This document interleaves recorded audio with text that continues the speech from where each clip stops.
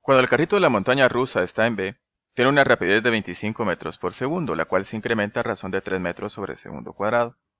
Determine la magnitud de la aceleración del carrito en ese instante y la dirección que forma con respecto al eje X.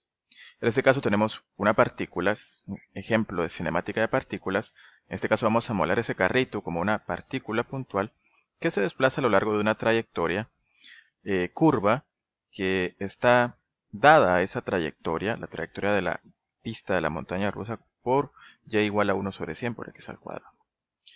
Nos indican que se comienza a medir el movimiento de nuestro carrito a partir del punto A hacia abajo de la rampa. Entonces, en este caso, es mucho más fácil poder realizar el ejercicio si empleamos coordenadas normales y tangenciales. En caso de coordenadas normales y tangenciales, sabemos nosotros que tenemos un vector de velocidad, y ese vector de velocidad tiene una magnitud y apunta siempre en la dirección de nuestro vector E sub t, que representa un vector unitario a lo largo de la tangente. Y tenemos que nuestro vector de aceleración pues, va a tener una componente tangencial a lo largo de ese eje tangencial, multiplicado por el vector unitario tangencial o tangente unitaria, y una componente normal, que apunta en la dirección normal positiva, que está multiplicado por nuestro vector normal unitario. Entonces ahí E sub t y E sub n son vectores unitarios, es decir, vectores que tienen como magnitud 1 y nos sirven únicamente para indicar la dirección de nuestros vectores a lo largo de estos ejes tangencial y normal. En este caso, la aceleración tangencial representa la razón de cambio instantánea de la rapidez. ¿Cómo cambia la rapidez? En este caso, el ejercicio nos dice que la rapidez se incrementa a razón de 3 metros sobre segundo al cuadrado. Entonces, eso que nos están proporcionando acá corresponde a la aceleración tangencial. Mientras que la aceleración normal se calcula como la rapidez al cuadrado dividido ρ, donde ρ representa el radio de la curvatura, de la trayectoria. Ρ se puede determinar a partir de esta expresión.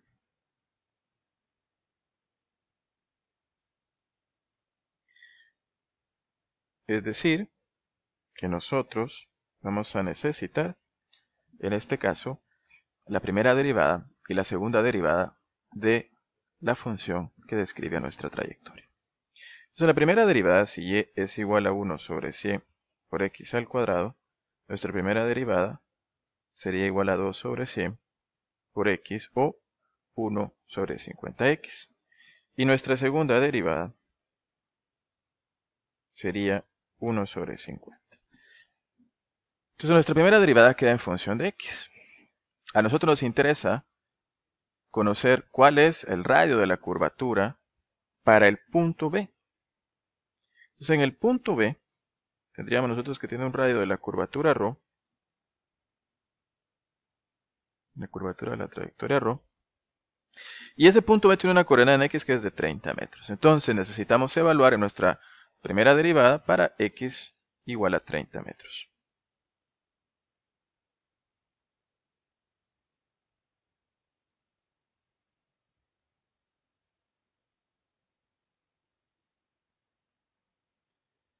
Sustituyendo en nuestra ecuación, obtenemos el valor de ρ.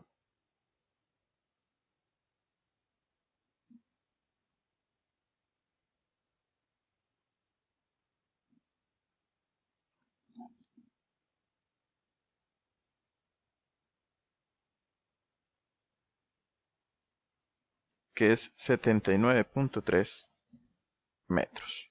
Entonces, nuestra aceleración normal en el punto B sería 25 al cuadrado dividido 79.3 metros. Esto nos da 7.88 metros sobre segundo cuadrado. Entonces, si nuestra aceleración está dada por esta expresión, nuestro vector de aceleración en coordenadas normales y tangenciales, entonces la magnitud de la aceleración va a ser igual a la raíz cuadrada de la suma de los cuadrados de las componentes.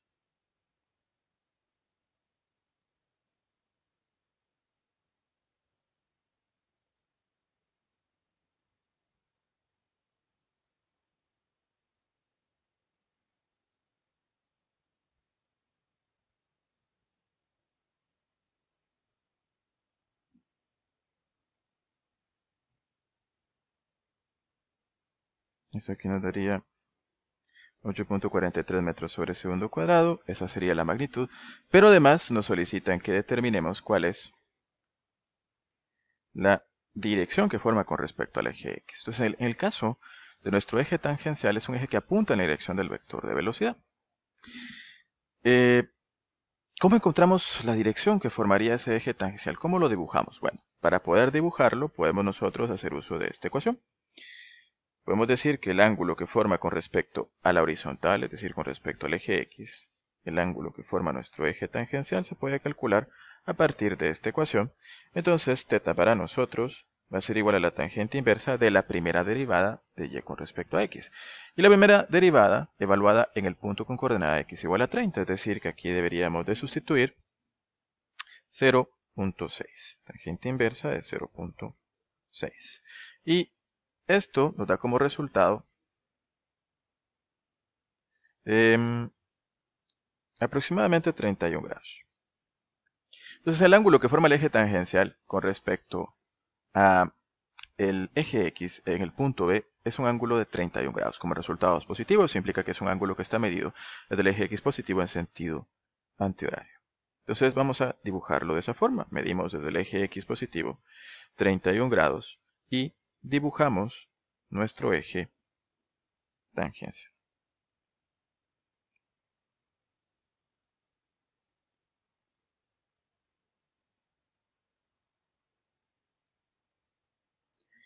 Entonces en esta dirección debería ir el eje tangencial positivo. Aquí vamos a considerar esos 30 grados, perdón, 31 grados. Y a 90 grados o perpendicular al eje tangencial apuntándose al centro de la trayectoria curva, debería de ir el eje normal positivo. Entonces nuestro vector de aceleración, si analizamos las componentes, tiene componente tangencial positiva porque nos dice que la rapidez está aumentando. Entonces si la rapidez aumenta, la componente tangencial va en la misma dirección que el eje tangencial positivo, mientras que la componente normal siempre apunta en la dirección normal. Por tanto, nuestro vector de aceleración tendría componentes, tiene una componente acá, normal, y una componente acá, que sería nuestra componente tangencial. Entonces nuestro vector de aceleración sería un vector que iría de esta forma. Más o menos así. Pero nos interesa a nosotros conocer cuál es el ángulo que forma con respecto al eje X. Para ello vamos a trazar otro eje acá. Otro sistema de coordenadas rectangulares que pase por el punto B para considerar cuál es el ángulo. Nuestro vector de aceleración va a formar un ángulo con respecto al eje tangencial. Vamos a decir este vector de acá. Vamos a decir que ese vector forma un ángulo beta con el eje tangencial. Pero nuestro eje tangencial con respecto al eje X va a seguir formando ese mismo ángulo de 31 grados. Ese ángulo de 31 grados que tenemos acá, también lo tendríamos en esta parte, ¿verdad? Aquí también tendríamos 31 grados. Entonces el ángulo que formaría con respecto al eje X podríamos considerar que va a ser igual a 180 grados menos esta porción de acá. Veamos este ángulo gamma. Entonces, gamma, para nosotros, si observamos la figura, gamma más 31 grados va a ser igual a beta. Entonces, gamma va a ser igual a beta menos 31 grados. ¿A cuánto equivale beta? Bueno, podemos calcular beta. Podemos calcular beta si nosotros consideramos esas componentes. Vamos a dibujar así. Vamos a considerar que aquí la componente tangencial, este cateto, la normal. Aquí vamos a considerar el ángulo beta y esta, la hipotenusa, nuestro vector de aceleración. Entonces, con respecto a eso, podemos encontrar nosotros que tangente de beta es igual a la componente normal sobre la componente tangencial. Es decir, que beta está medido con respecto al eje tangencial y va a ser igual a la tangente inversa de 7.88 sobre 3.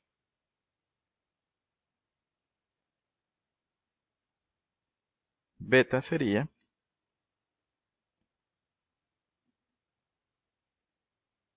69.2 grados. Entonces gamma sería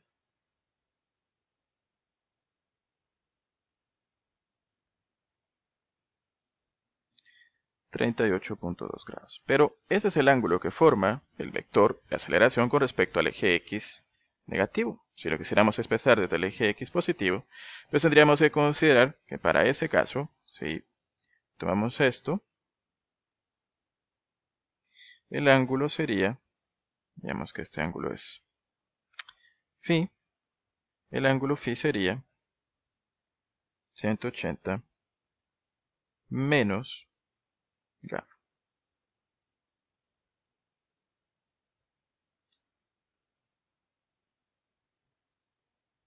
Y eso aproximadamente sería 142 grados. Entonces el ángulo que forma el vector de aceleración sería de 142 grados con respecto al eje X. Entonces vamos a decir que nuestro vector de aceleración tiene una magnitud